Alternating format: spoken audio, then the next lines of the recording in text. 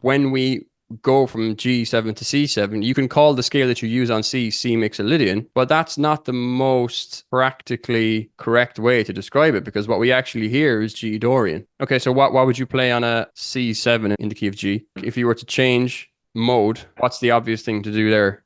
C kind of Mixolydian again, Yeah, C mixolydian, which is what in the key of G? kind of chord Don't four. don't describe it in terms of C, describe it in terms of G. Okay, like chord four, No, scale. like a Dorian thing. Yeah. You're Okay, going G mixolydian to G Dorian.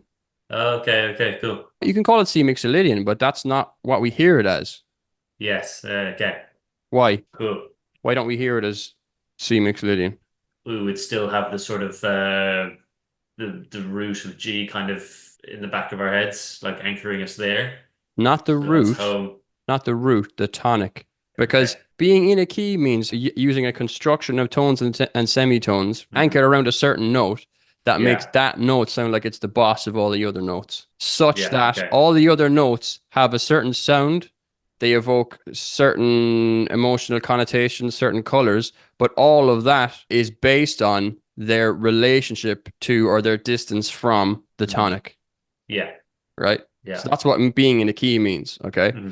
When we go from G7 to C7, you can call the scale that you use on C mixolydian, but that's not the most practically correct way to describe it, because what we actually hear is G Dorian. Because we're still Okay. hearing G as the boss, because we're still in the key of G. We're still Hmm. hearing all the notes relative to G. That's why the minor six sounds sad and dark and Hmm. mournful because of its relationship to G.